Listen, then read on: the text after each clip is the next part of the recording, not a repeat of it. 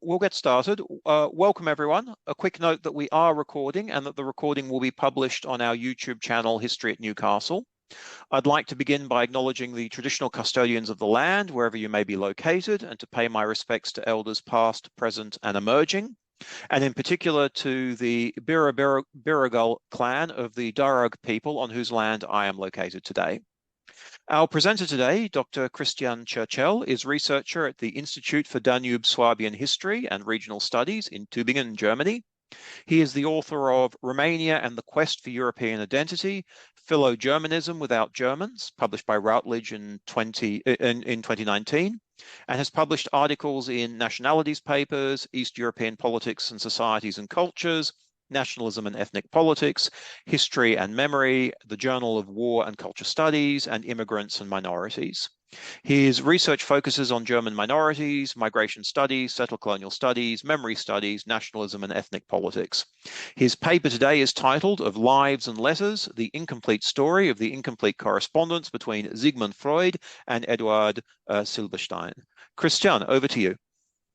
Thank you very much, Sasha. Thank you for the invitation, and thanks to everyone in the audience. I think I will need to, I'm sure I will need to show a prezi. So can I just, so what I want to present now, or what I will be presenting now is a work in progress, is a new project that have been trying to work on with some breaks over the past year or so. It started as a project as a biographical project on someone called Heinz Stănescu. You will hear more about him during my presentation.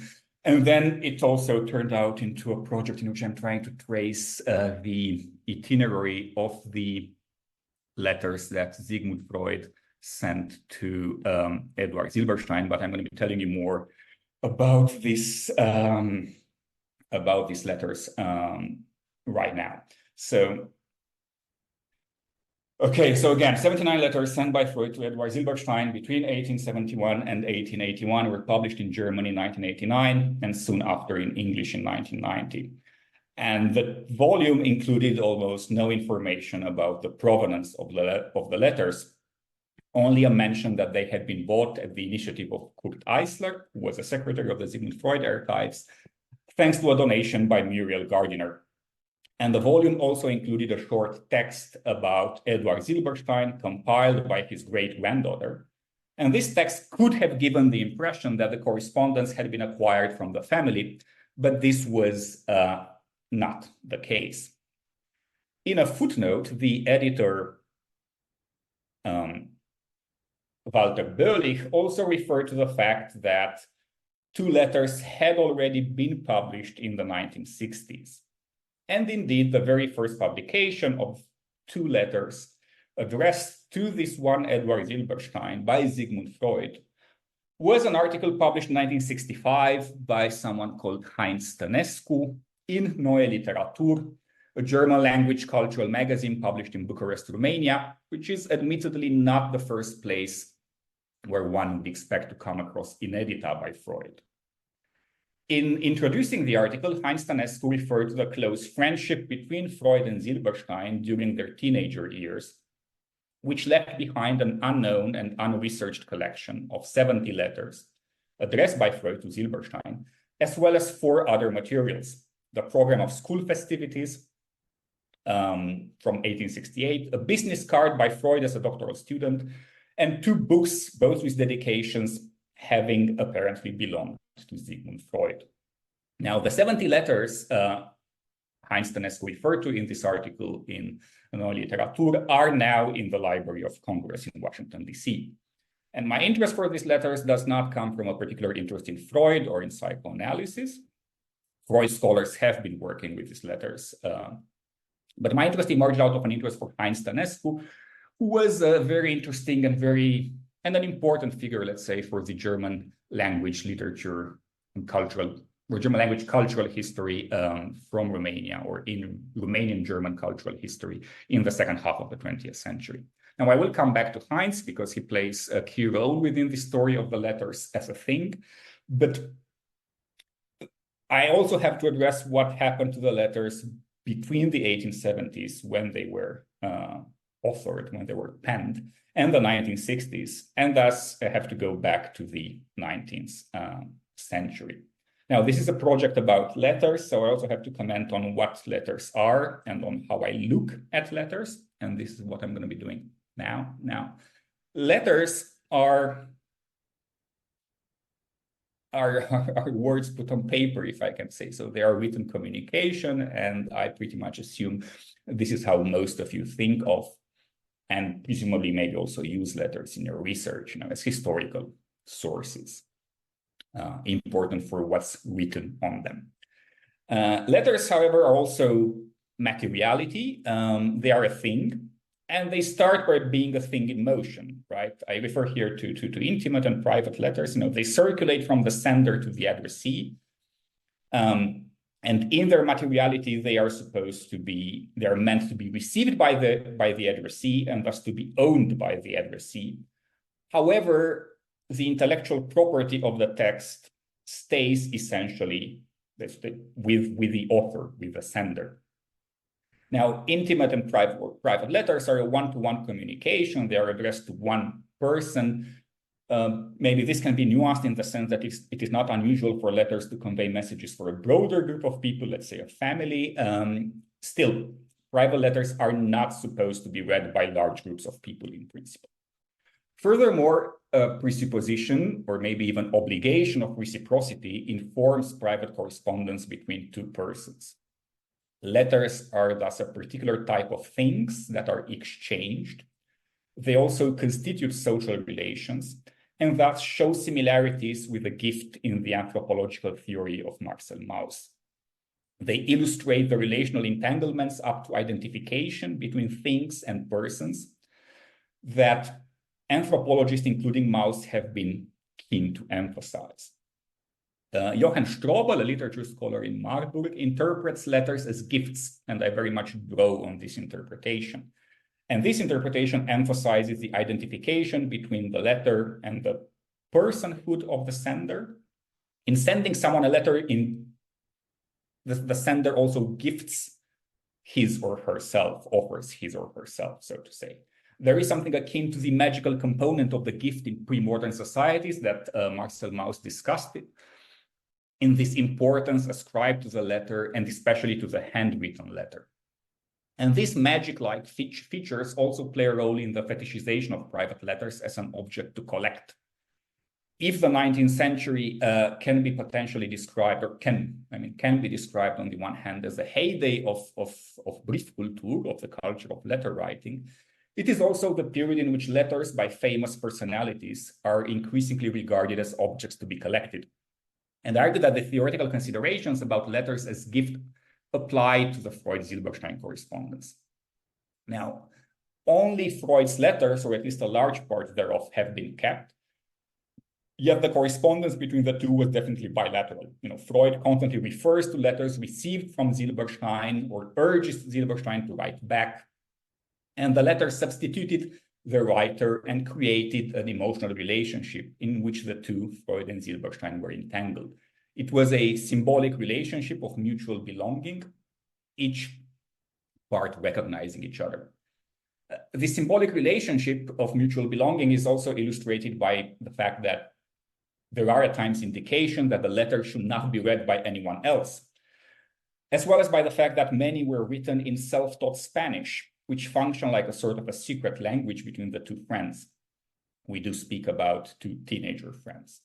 In their correspondence, the two were imagining and staging an artificial world, and they were inventing identities, and they were taking on the pseudonyms borrowed from a short story by Miguel de Cervantes, The Dialogue of the Dogs and Coloquio de los Perros. They also write to each other as Scipion and Berganza. And what I want to do in my project is to follow the itinerary of this correspondence. And I refer to the work of Rosemary Joyce and Susan Gillespie, as well as to that of Alexander Bauer. And I use the notion itinerary in order to trace strings of places where objects come to rest or are active, that's a quotation, the routes through which things circulate, and the means by which they are moved. And also in order to emphasize the interrelationality of persons and things. And the notion of itinerary allows for an engagement with the continuous and dynamic transformations and reassemblages which characterize things. And it does not assume that things are constantly traveling or that things are defined by their movement. I argue that this notion of itinerary furnishes a framework for dealing with fragmentary knowledge as opposed to the presupposed completeness of object biographies. Now, in focusing on the itinerary of the letters as a thing, while also acknowledging the fact that they are text, I am to use the letters as an entry point in a number of other broader topics. So I follow the letters, and in following them, I aim, if I can say so, to let them talk as a thing. So if the Freud-Silberstein letters as material things could talk, what would they talk about? Right. Okay, Freud and Silberstein. I mean, I'm sure you know who Freud was. You presumably do not know who Eduard Silberstein was, and how come the two were exchanging letters. Now, they attended the same school in Vienna, albeit not in the same age cohort. Freud graduated in 1873, Silberstein in 1874. And they were both born in 1856, 57. And the two probably met and befriended each other in Vienna, or perhaps even earlier in the city of Rosenau, where in 1869, both Amalia Freud and one Anna Silberstein, presumably Eduard Silberstein's mother, were with their children at the spa. Now, the family histories suggest, however, more potential entanglements. Freud's mother, Amalia, was born in Brody, Austria's most Jewish city, as someone called it. But not only Amalia Nathanson came from Brody, but also Ossias Silberstein, a merchant who made his way from Brody to the Moldavian town of Iași, where his son, Eduard, was born in 1856. Soon after Eduard's birth, the Silbersteins moved to Brăila, which is a port city on the Danube in eastern Romania now. And the move must have been linked to the city's rapid development alongside neighboring Galați, following the Treaty of Adrianople of 1829. After 1829, the two ports witnessed a rapid growth nourished by the flourishing trade in the rich agricultural resources of Moldova and Wallachia. I quote from Constantin Ardeleanu. Genealogical websites indicate that some of the siblings of Ossias Silberstein, themselves born in Brody, actually died in or by Vienna, while yet others died in Galați, which, as I was saying, it's neighboring Brăila. And the fact that Eduard Silberstein studied in Vienna was probably linked with these family connections. And few envelopes have been kept, but we do know some things about Silberstein's itinerary. So few envelopes have been kept. We do not know exactly where Freud was sending his letters, but we do know some things about Silberstein's biography and itinerary. So he went to gymnasium in Vienna to then go to study law in Leipzig. And he was, of course, at home in Brăila, where his family was involved in the grain trade. After graduating in law from the University of Leipzig, Silberstein went back to his hometown, where he continued to be involved in running the business of the family and also played a very important role within Brăila's Jewish community. So the letters that Freud and Silberstein exchanged between 1871 and 1881 were sent mainly from Vienna to Vienna or from Vienna to Brăila, as well as from Vienna to Leipzig. There are some letters that Freud wrote in Trieste and Freiberg, but the great majority were written or sent from Vienna. Now, the connections with Vienna continued to inform Silberstein's itinerary and that of his family, even after he moved back to Brăila. On 24th of June, 1890, the 34-year-old Silberstein married Pauline Tyler, 18-year-old daughter of a Jewish oil industrialist from the Moldavian town of Moinești. From a business point of view, this was most probably a very good marriage, yet things turned out tragic only 1 year later, in May 1891, when Pauline Silberstein, here in this article, wrongly named Caroline, it's right here, Selbstmord in Wien, you can see it. So she committed suicide in Vienna, apparently right before she was supposed to be seen by Dr. Sigmund Freud. Now, there are still unanswered questions with respect to this death. mainly whether Pauline committed suicide before or after seeing Freud. In any case, Silberstein's relationship with Freud was with a high degree of probability one of the reasons why the young Pauline went to Vienna to be treated by Freud. Now, Silberstein remarried in 1895. His wife, Anna, gave birth to one daughter, Theodora. From Theodora's birth certificate, we find out that the Silbersteins were living in Brăila on Dobrogei Street number 5. Another tragic event would then mar Silberstein's itinerary, namely the suicide of his younger brother, Karl Silberstein, in 1905, probably related to trade-related financial troubles. There was another brother in the family, Adolf Silberstein, who studied medicine and then lived and practiced in Berlin. And there was also a sister who will also appear later in the story.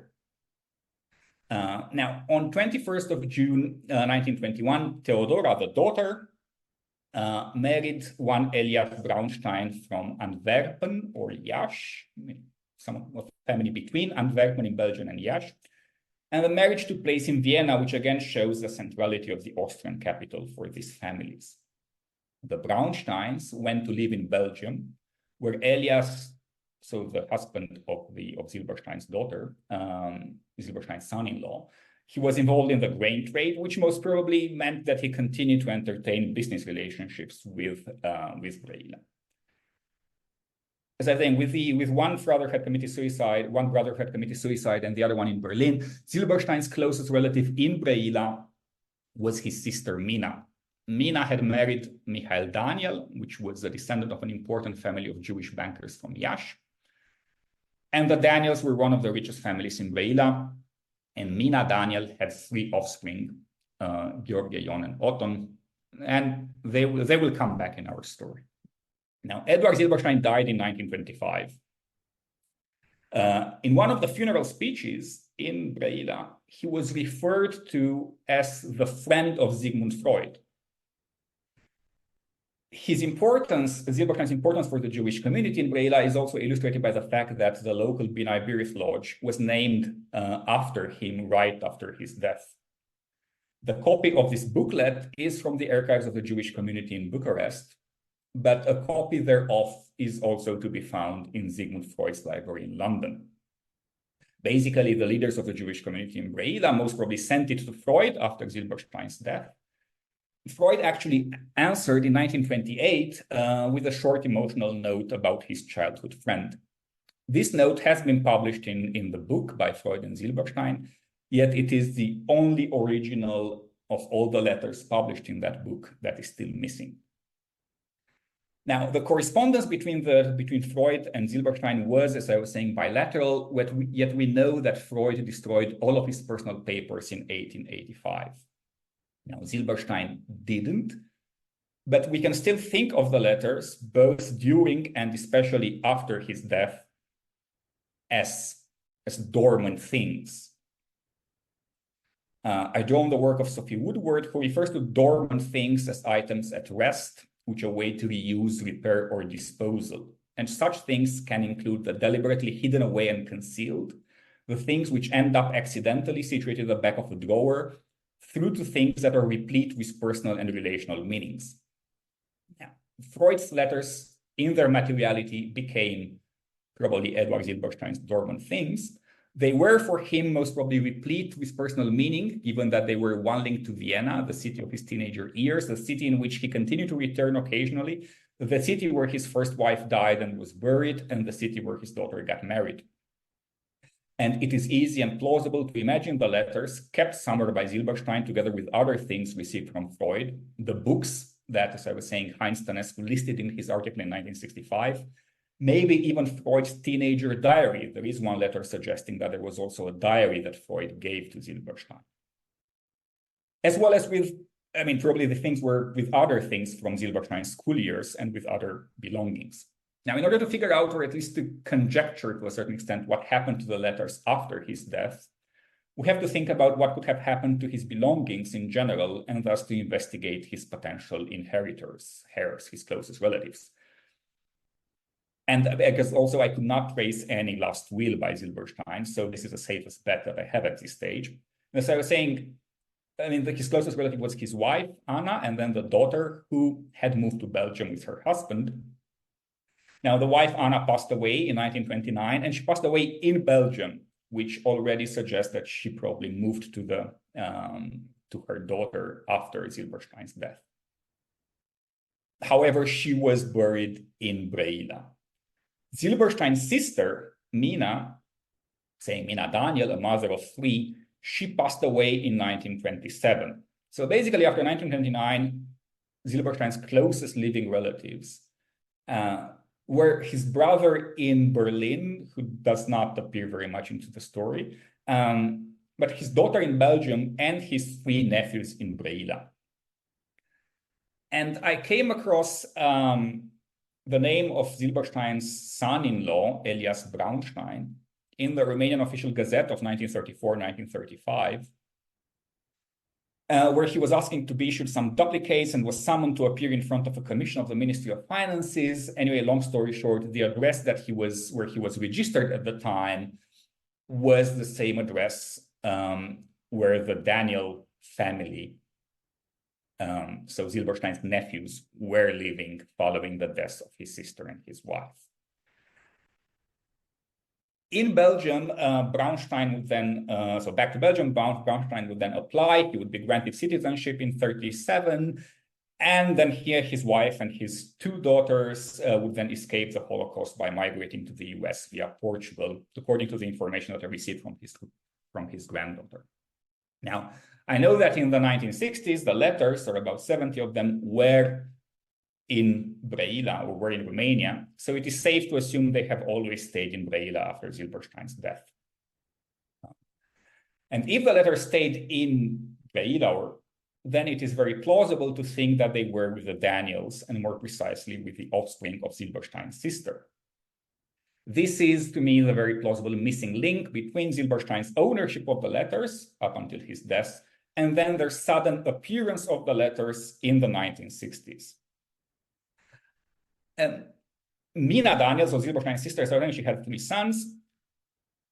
And one of these sons, Otto, married one Marion Rothenberg, who was also born in Vienna in 1902. And she was coming from a family, the Rothenbergs, who, just like the Silbersteins, were very much at home in both Vienna and Brăila and Galați. Marion's father had 9 siblings, whose lives were all unfolding in and in between Vienna and Brăila and Galați, and some of these siblings were involved in the grain trade. And Marion also had a cousin named Heinz Rothenberg, who would change the name in 1947 in Heinz Stănescu.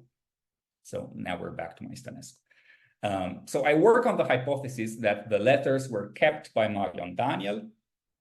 This is also what one of her nephews, who currently lives in Israel, indicated to me as being very plausible.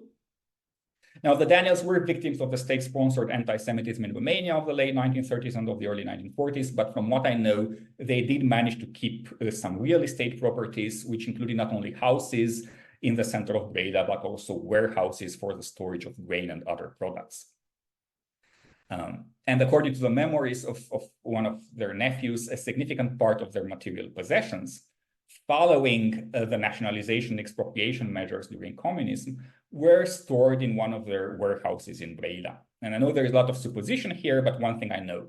Sources indicate that Heinz Stănescu first tries to use the letters in 1963, and this is right just 2 years after Marion Daniel leaves Romania and settles in Montreal in Canada. So I work on the hypothesis that the letters were with the Daniels, and for them, the importance of Freud's original letters and of other of Silberstein's belongings was probably limited, particularly in the context of a planned move outside Romania without any perspective to go back.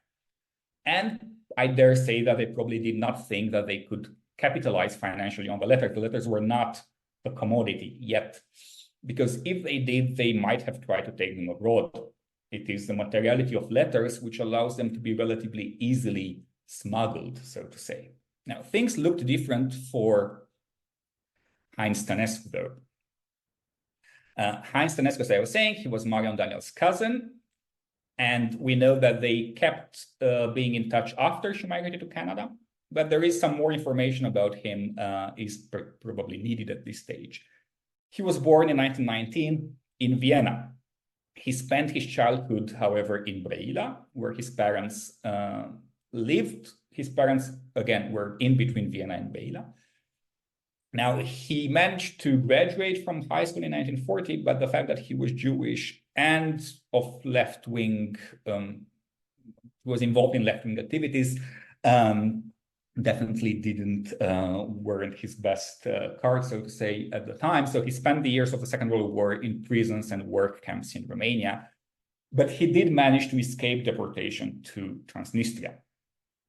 After, at the end of the war, Heinz Stănescu enters the police apparatus in Brăila, and he also goes to study at the Faculty of Letters in Bucharest.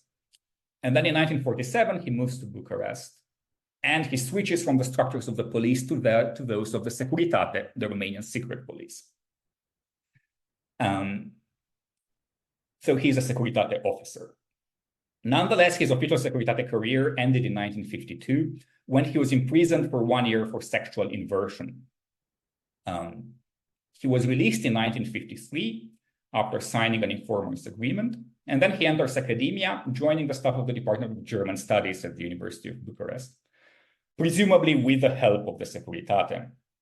He was an extremely prodigious informer for the Securitate, and at the same time, he was a very prodigious scholar, his main research interest being German language literature from Romania. Now, Heinz Stănescu was also a collector. His practice of collecting was mainly linked to his research interests. He was collecting research materials, he was collecting books, articles, photocopies of articles. It was part of his being an academic. I mean, I think we can all relate to this, and this was, before internet and JSTOR, plus the fact that he was living in communist Romania definitely made things more difficult. So he was gathering a lot of stuff, but everything from what I get, he was mainly collecting things that would help him publish. He was living in a small apartment in the center of Bucharest, in the same block of flats with his mother. And he also had some storage space with the journal Neue Literatur.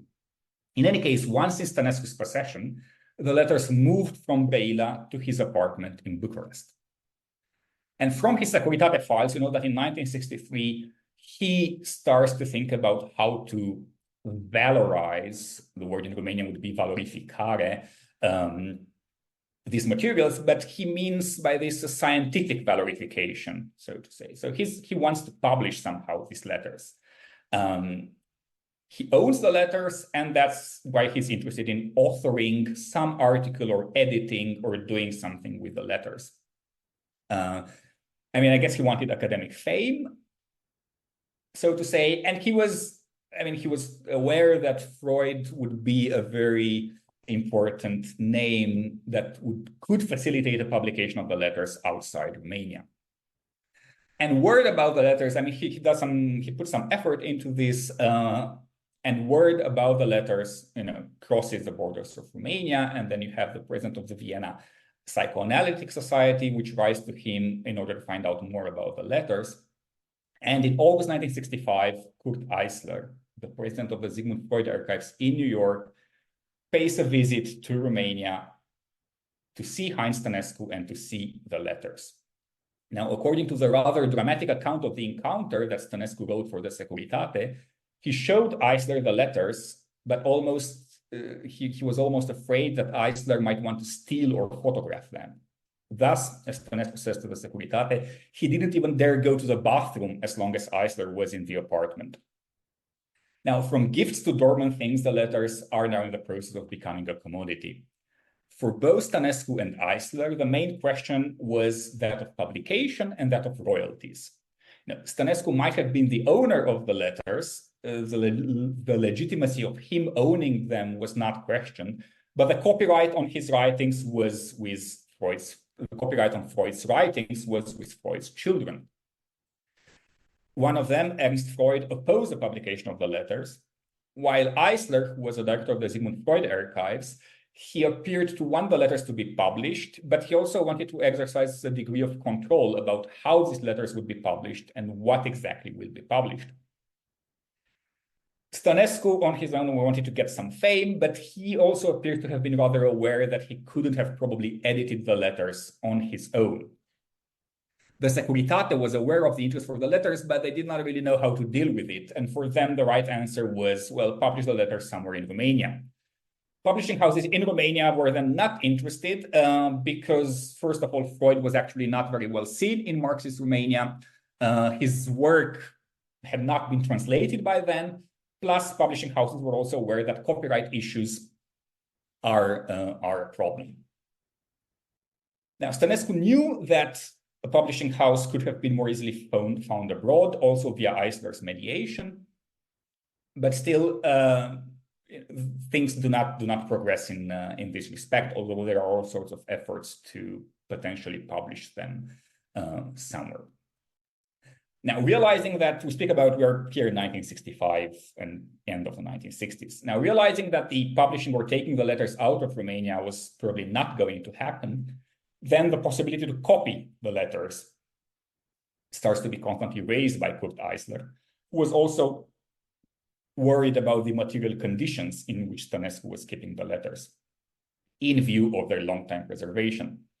Nonetheless, taking copies, taking good research photographs in communist Romania was not something that could be done easily, both for technical reasons. You didn't have photocopiers everywhere. Furthermore, Stănescu surely knew that reproducing the letters one way or another and allowing these reproductions to circulate would have diminished the value of his originals. So these discussions about publishing letters had no relevant outcome. And there was only this letter published in 1965 in Neue Literatur, which was then published by Ernst Freud in a collection of letters by Sigmund Freud, but without any explanations attached to it. And then there was another publication by Heinz in a rather obscure journal called Deutsch für Ausländer, a journal for teachers of German as a foreign language. And then in 1971, there was also an article on the letters published in the Israel Annals of Psychiatry and Related Disciplines. Now, Heinz Stănescu could travel, being a Securitate informer, he could travel relatively easy abroad, although not always. His request to attend the 1971 Congress of Psychoanalysis in Vienna in order to present the letters was denied. Still, in 1976, he attends a conference on Lenau in Austria, and rather unexpectedly, he defects, so to say. So he chooses not to return to Romania. He settles in Frankfurt, and I have reasons to believe he applied for German citizenship as a so-called German Aussiedler, which is also an interesting twist of the story. And the letters somehow traveled to Germany as well. Now, Heinz had already left the country several times. He had probably acquired some knowledge with respect to how feasible it is to smuggle written material when traveling out of Romania. Still, I do not know how the letters were taken out of Romania. He was definitely trying to get a lot of his belongings from his one-room apartment in Bucharest, as this draft of a letter that he eventually sent to an acquaintance working for the Austrian embassy in Bucharest indicates. And he writes here where his books are and where his research materials are and so on and so forth, but there is no indication that the letters were in this enumeration. And also the said Austrian acquaintance did not actually manage to enter Heinz's apartment to get all his stuff from there. Furthermore, Stănescu was aware of the importance of the letters, so I do not think it is very plausible that he left them behind, hoping he would then somehow manage to bring them abroad. In another twist to the story, the block of flats where Heinz lived fully collapsed at the Bucharest earthquake of March 4, 1977. And the image that you see there is actually what used to be his block of flats. It's one of the blocks of flats that completely collapsed at the earthquake. So basically, leaving Romania at the end of 1976 saved his life, most probably, and most probably saved the letters as well. In 1978, Heinz Stănescu sent via the US consulate in Frankfurt 52 letters and postcards, as well as an inventory thereof. And there are indications that he had already sold some letters to the Sigmund Freud Archives already from 1976 and 1977. And when selling the letters, he also assigned and transferred all his rights in and to the Freud Silberstein collection. And the letters were bought for $100,000. Interestingly, from his post-1976 papers of Heinz that he kept in Vienna and Marburg, one definitely does not get the impression that he lived a life of someone with such a big sum of money in his bank account. What we know is that he did travel a lot. Anyway, the acquisition of the letters and the presumed subsequent publication was announced in various press articles in the US, and this caught the attention of Silberstein's granddaughter, who was at the time living in the States. They also explore the question of whether they should have been considered the legal owners of the correspondence. In this context, apparently, they paid a visit to Montreal, where, as I was saying, Marion Daniel was at the time living, which again indicates to me that she was probably the person who had these letters between Silberstein's death and the 1960s.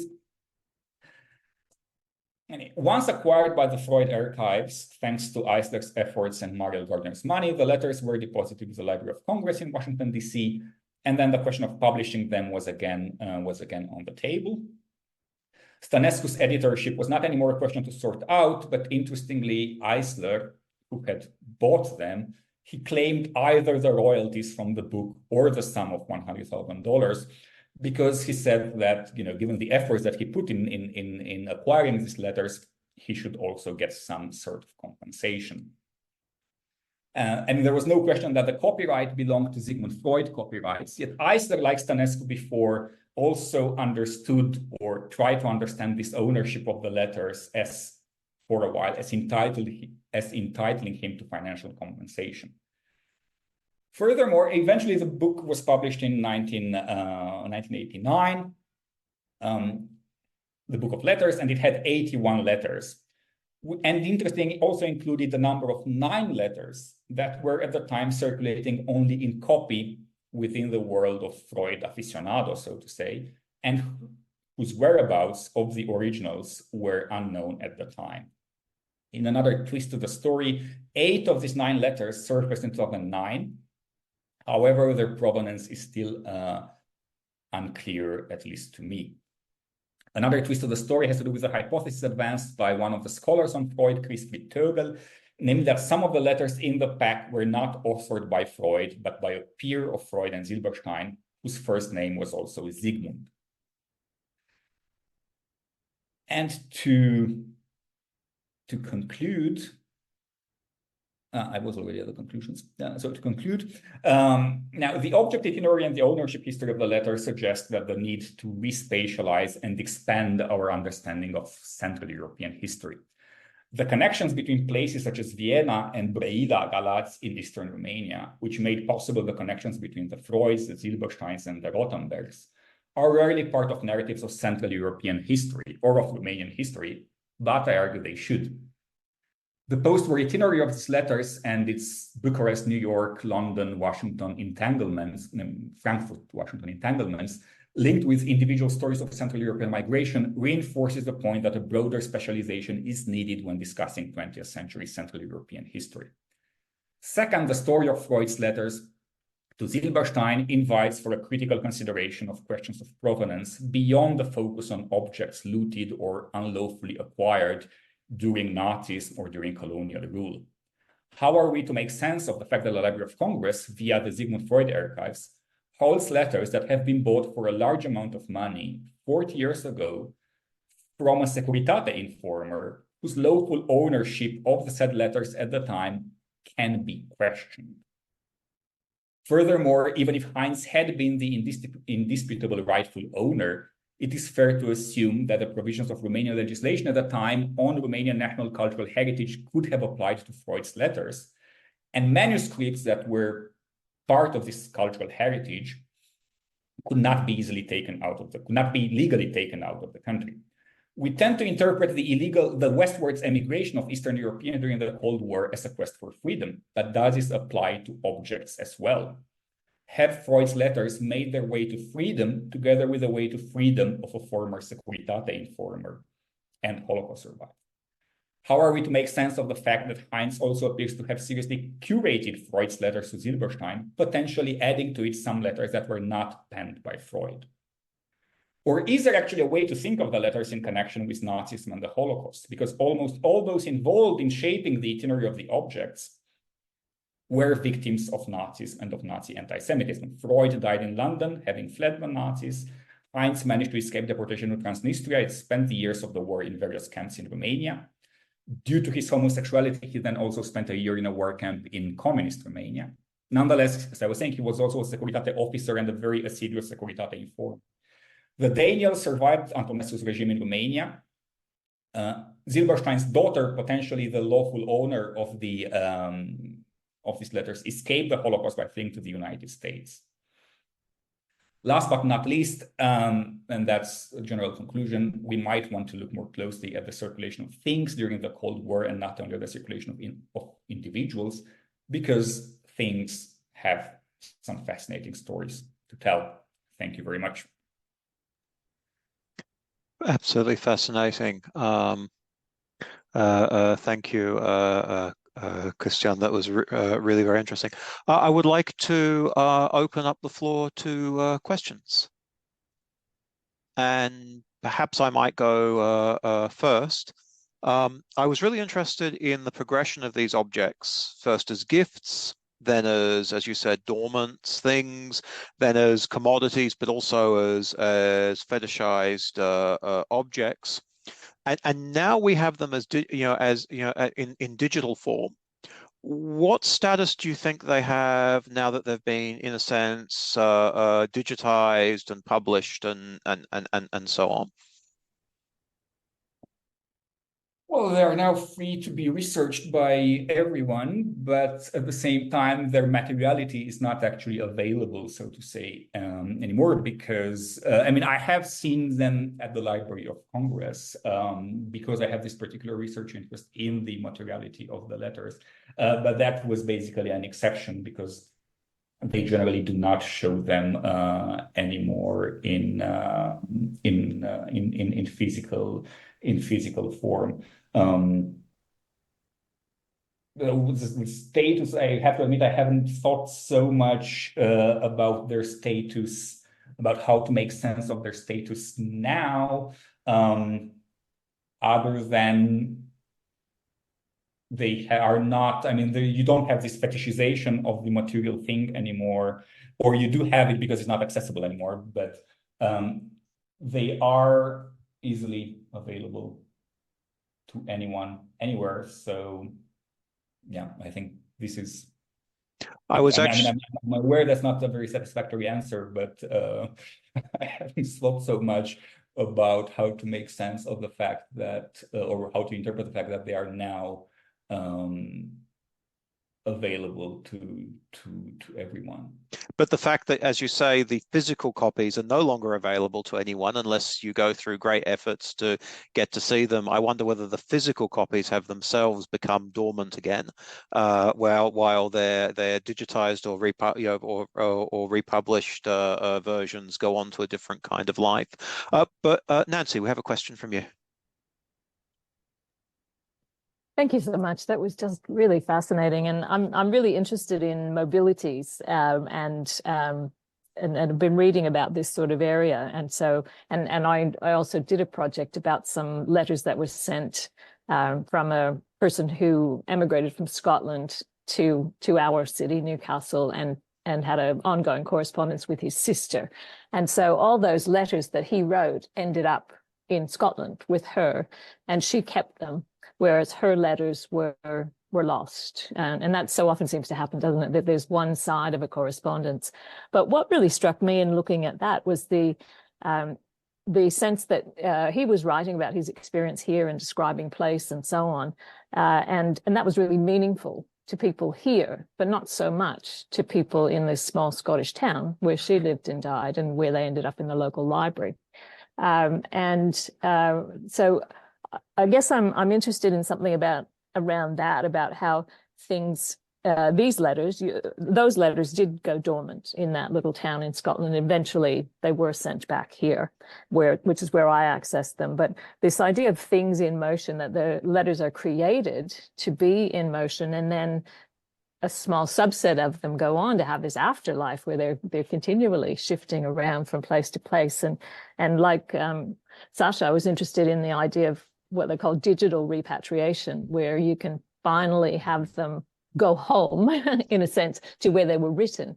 And so do you see the letters, the Freud's letters, you said they could be considered part of the Romanian heritage, and perhaps that they should have stayed there, they shouldn't have been permitted to leave. But are they more part of Freud's legacy and therefore connected to the places where he was writing them from than the places he was sending them to? Yeah, so I don't think, or I don't know whether, I don't think they should have been part of Romanian national heritage, but according to Romanian legislation of the 1970s, valuable manuscripts of historical personalities were part of Romanian national heritage. And, you know, one can criticize this or not, but this was a legislation in the 1970s. So they were basic. So this was a legislation. There was no evaluation of Freud's letters, but I very much assume that the letters written by Sigmund Freud in his teenager years would have been considered manuscripts of a historical personality. And since they were in Romania, from the point of view of the Romanian legislation at the time, they were part of this Romanian national heritage or cultural heritage. So basically, they were taken out of Romania illegally. Okay, and then they were sold by someone who owned them, but whether he should have really owned them is an open question. And this is my, I don't know exactly how to make sense of that, how to make sense of the fact that this former Securitate informer, who's a very interesting figure, and he's much more than just a Securitate informer, but he's one of the people who really, did a lot of, signed a lot of reports on Romanian German authors. So he's not, his Securitate role is not the most pleasant one. And I don't know how to interpret the fact that letters have been taken out in what I think was illegal at the time. Have been taken out illegally at the time. And how are we to interpret this? Because as I was saying, we do interpret the fact that the migration of people as being a quest for freedom, and they went from the totalitarian regimes of communist countries to the free West. Whether this applies to letters, I don't know. It is a question that I'm asking. And also, I don't know how to make sense of the fact that these letters were sold for such a big amount of money, at the time. And when it comes to the digital repatriation, yes, but at the same time, the fact that they are digital now, sometimes when it crossed my mind several times to maybe download them from the site of the Library of Congress, because we actually do not know what will happen with the with all these things that are now in digital form, and every now and then their site crashes. So sometimes there are moments when they become totally unavailable. So if I could have one more, and it might be a short question. I wonder, you did look at the actual letters, you touched them, you turned the pages and so on. And so what did you feel you gained from that experience of their materiality, if anything? Well, I looked at them in order to try whether I can, because what I'm interested in is to see, what other hands have, touched them, so to speak. Yes. And when I looked at them at the physical copies, my hope was somehow, maybe now I will get something, I will get some information that otherwise that I couldn't have access to on the digital by looking just at the digital copies. And yeah, I mean, I have to say that was not the case, despite my hopes that I'll have this moment of revelation when I'm there and I look at them, and then they will be like, yes, this is something that I haven't seen until now. But actually, yeah, I'm afraid that was not the case. I think that encounter with the real and the genuine is still exciting, though, and I love the idea of the dust of the archives, that the tiny little fragments of the paper are coming off as dust and you're inhaling it, and somehow you now incorporated your research subject. So I will leave it there because I think Libby might want to say something. Libby. Oh, and just quickly, that was so fascinating, Cristian, and I just wanted to say, I think you hinted at, but I think there is a broader history here about Freud's correspondence and the kind of diaspora and where it all ends up, and a history of that ecosystem. And I know you said you're not into psychoanalysis, but there is you could argue there's a fetishization of anything that emanated from Freud's pen. So yeah, I just want to say I found it fascinating and look forward to seeing it in print at some point. Well, yeah, thank you. And no, that was I mean, if you look at the exchanges of letters that Kurt Eisler was writing, and not only in the 1960s and 1970s, yeah, it's definitely this fetishization of everything that had to do with Freud, and this idea that Freud is actually the author of this of these letters, and he signed them, and everything that plays a very important role. And at the same time, at the time and until now, these letters are very important because it's basically the only thing that we have. It's the only thing. It's the only time. They are the only sources that give us access to Freud's voice, if I can analysis. So of course, precisely this period in Freud's life is super important for Freud scholars. But at the same time, it's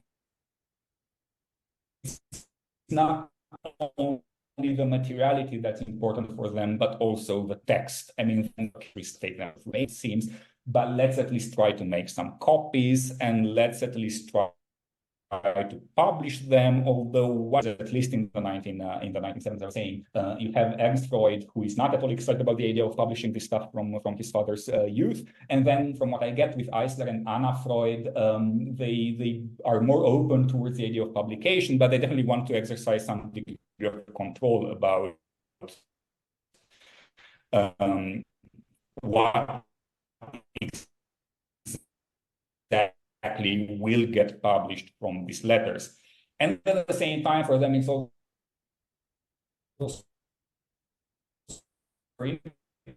because they don't have those letters, but and letters, and I'm sure he didn't see all of them during his visit in Romania. So for them, it's also this matter of surprise. What will we find out there? And that might be, we might want to exercise some degree of control about on what we will find, and that is something that plays a role in their considerations about what to do with the letters. We have time for a final question. Umit, did you want to jump in? Yep. Okay, then I will jump in and ask a very, I suspect, a very East European question. I was fascinated because I would not have guessed that Vienna played such a central role for people basically in towns in Moldavia, and I found that really, really interesting. My impression is that the Holocaust, or the Second World War and the Holocaust, severs this connection to Vienna, or even before the Holocaust. From 1938, Freud leaves Vienna. These family connections all sort of break down. Do they resume these connections, or does the Cold War continue to, and the dispersal of Vienna's Jewish population mean that they never really resume? No, they don't.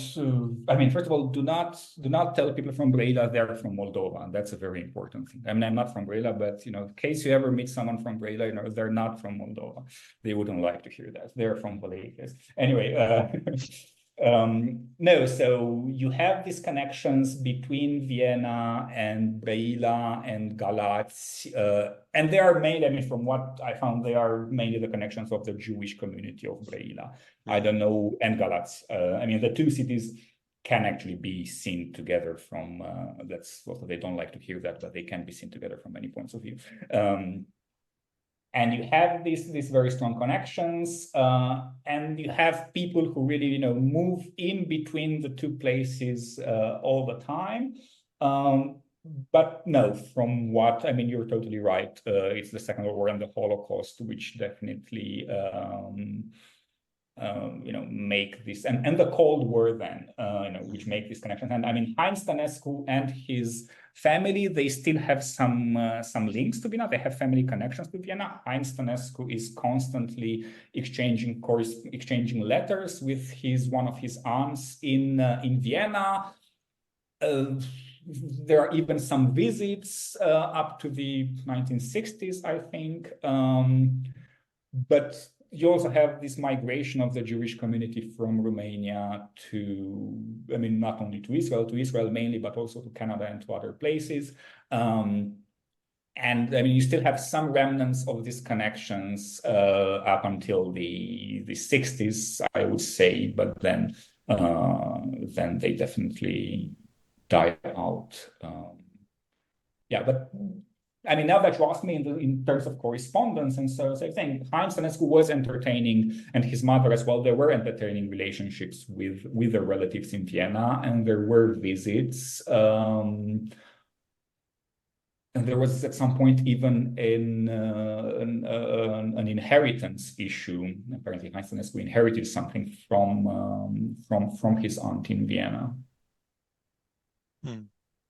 But yeah, you're totally right. For me, that was also fascinating to think about the fact that places in Eastern Romania, such as Brăila and Galați, were so much connected at the level of family ties, but also cultural ties, also business ties with Vienna, because I mean, there is now increasingly research on ports on the Danube and on Brăila and Galați as well, and there is an emphasis on how multicultural they were and everything. But somehow, even this multiculturality is rather interpreted. There is an emphasis. There was a Greek community, there was a Jewish community, and so on, but not so much that the Jewish community was connected very much to what we would call Central Europe. And I find this was for me something new, and I find this fascinating. Absolutely, really, really interesting. Okay, so please join me in thanking Cristian for a fabulous paper. Just before you all go, a quick note that our next paper will be on Friday, the 3rd of May at the usual time of 10 a.m. And our speaker, Elizabeth Roberts-Peterson, of course, from Newcastle, will present on psychopolitics, capitalism, and the history of mental health. And we hope to see you then. And for those of you in Newcastle, look out. I reckon that rain is heading up the coast right now in your direction.